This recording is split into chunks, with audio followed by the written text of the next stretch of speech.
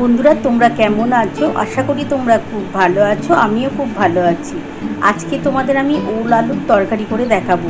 তোমরা তো ওল ভাতে খেয়েছো, এবার তোমরা ওল দিয়ে আলু দিয়ে একবার হলেও তরকারি করে খেও। খুবই টেস্ট হয় বন্ধুরা, পুরো মাংসের মতো খেতে লাগে পুরো। দেখো বন্ধুরা, আমি কিন্তু ওলটা নিয়ে নিয়েছি। এই যে ওলটা আমি দেখো কেটে নিয়ে নিয়েছি, আর এই যে আলু দিয়েছি, এটা দিয়েই আজকে করবো ওল আলুর তরকারি। আর এতে থাকছে টমেটো, পেঁয়াজ, আদা, রসুন, গোটা জিরে ফোড়ন দেবো আর তেজপাতা। চলো বন্ধুরা, মশলাটা কি বাটবো? আমি বাটবো আদা, রসুন আর টমেটো, এই তিনটে বেটে নেবো। মশলাটা বেটে নিয়ে তারপর তোমাদের রান্নাটা করে দেখাচ্ছি। বন্ধুরা দেখো, আমি কিন্তু আদা, রসুন আর টমেটো বেটে নিচ্ছি, আর পেঁয়াজটা কিন্তু আমি ভেজে দেবো। চলো বন্ধুরা, মশলাটা বেটে নিই, তারপর তোমাদের রান্নাটা করে দেখাচ্ছি। বন্ধুরা দেখো, আমি কড়াটা বসিয়ে নিয়েছি। কড়ার মধ্যে আমি তেল দিয়ে দিয়েছি।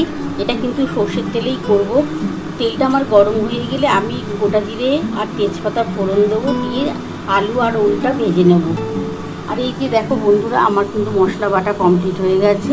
এর মধ্যে টমেটো আছে, আদা আছে, রসুন আছে, এই তিনটে আমি বেটে নিয়েছি, আর পেঁয়াজটা আমি ভেজে দেবো। চলো বন্ধুরা, এবার আমি রান্নাটা শুরু করলাম। দেখো আমার তেলটা কিন্তু গরম হয়ে গেছে। এর মধ্যে আমি গোটা জিরে আর তেজপাতা ফোড়ন দেবো। বন্ধুরা দেখো, আমার তেলটা কিন্তু গরম হয়ে গেছে। আমি কিন্তু গোটা জিরে ফোড়ন দিলাম, আর একটা তেজপাতাকে টুকরো করে দিয়ে দিলাম।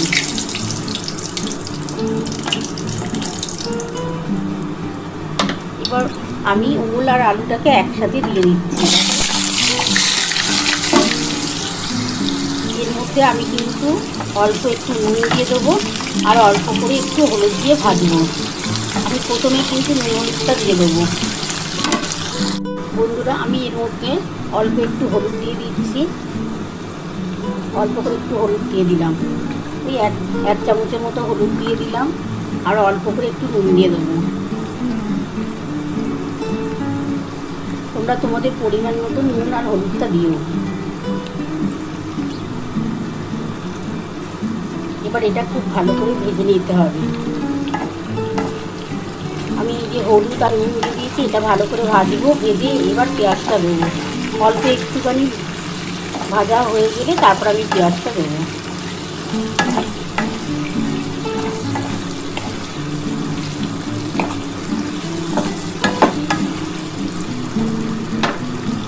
পুরো দেখো, আমার কিন্তু ভাজা হয়ে গেছে মোটামুটি। এবার আমি এই যে একটা পেঁয়াজ কুচিয়েছিলাম বড়, এই পেঁয়াজটা দিয়ে দিলাম।